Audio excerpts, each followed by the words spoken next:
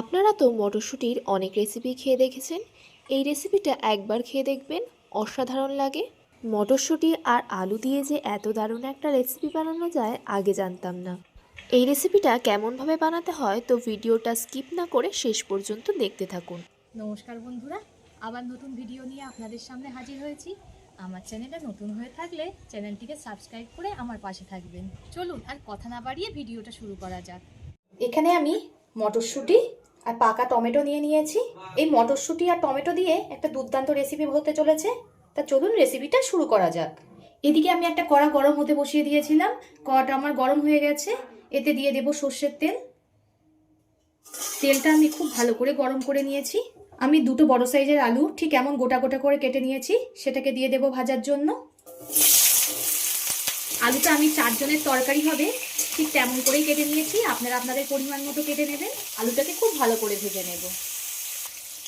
আলুটা 2 মিনিট মতো ভাজার পর অল্প করে লবণ দিয়ে দিলাম। প্রথমে যদি আমি লবণটা দিতাম তাহলে আলুটা জড়িয়ে যেত।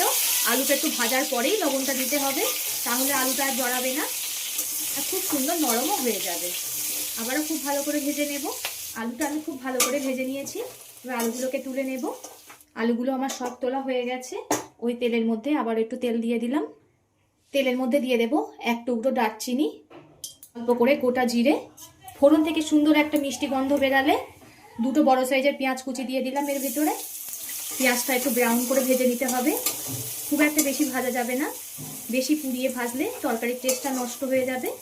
পেঁয়াজটা দেখুন আমি ব্রাউন করে ভেজে নিয়েছি, খুব একটা বেশি ভাজিনি। এবার এতে দিয়ে দেবো 4 চামচের 3 চামচ আদা রসুন বাটা। আমি একসঙ্গেই বেটে নিয়েছিলাম। পেঁয়াজের সঙ্গে আদা রসুনটাকে খুব ভালো করে কষিয়ে নিতে হবে। আদা রসুন খুব ভালো করে কষিয়ে নিয়েছি পেঁয়াজের সঙ্গে। এবার এর মধ্যে দুটো বড় সাইজের টমেটো পেস্ট করে নিয়েছি, সেটাকে দিয়ে দেব। আবারও ভালো করে কষিয়ে নেব। বন্ধুরা, এই রেসিপিটা এতই দারুণ হয়, মটরশুঁটি থাকলে তখন মনে হবে এই রেসিপিটাই বানিয়ে খাই। আর একবার যদি কাউকে বানিয়ে দিয়েছেন সবাই জিজ্ঞেস করবে কেমনভাবে বানালে গো, এত সুন্দর হয় রেসিপিটা। একবার হলেও ট্রাই করে দেখবেন। আমি খুব ভালো করে কষিয়ে নিয়েছি। দেখুন মশলা থেকে কেমন তেল ছাড়ছে। এই সময় দিয়ে দিতে হবে স্বাদ মতো লবণ, পরিমাণ মতো হলুদ গুঁড়ো, 1/2 চামচ ধনিয়া গুঁড়ো, সমপরিমাণ ভাজা জিরের গুঁড়ো। আবারও সব কিছু খুব ভালো করে কষিয়ে নিতে হবে।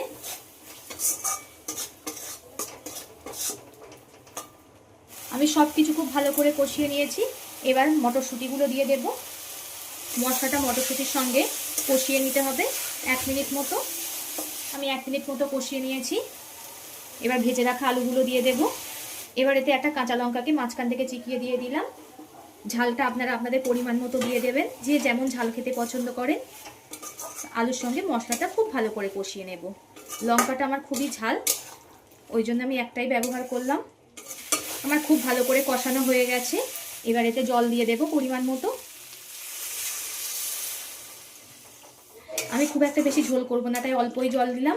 এটা একটু কষা কষাই খুবই ভালো লাগবে। এবার ঝোলটাকে ফুটতে দেব। তরকারিটা 10 মিনিট মতো খুব ভালো করে ফুটিয়ে নিয়েছি। এবার দিয়ে দেব ধনিয়া পাতা কুচি। আবারও একটু ফুটিয়ে নেব। সব শেষে দিয়ে দেব গরম মশলা। এটা আমার বাড়িতে বানানো গরম মশলা। এটা কিন্তু দারুণ হয় বন্ধুরা খেতে, একবার হলেও ট্রাই করে দেখবেন। ভিডিওটা এতক্ষণ ধৈর্য ধরে দেখার জন্য অসংখ্য ধন্যবাদ। আর আমার চ্যানেলে নতুন হয়ে থাকলে চ্যানেলটিকে সাবস্ক্রাইব করে আমার পাশে থাকবেন এমন সুন্দর সুন্দর নতুন নতুন ভিডিও পাওয়ার জন্য। সবাই সুস্থ থাকবেন, ভালো থাকবেন। পরবর্তী ভিডিওতে আপনাদের সঙ্গে আবার দেখা হচ্ছে।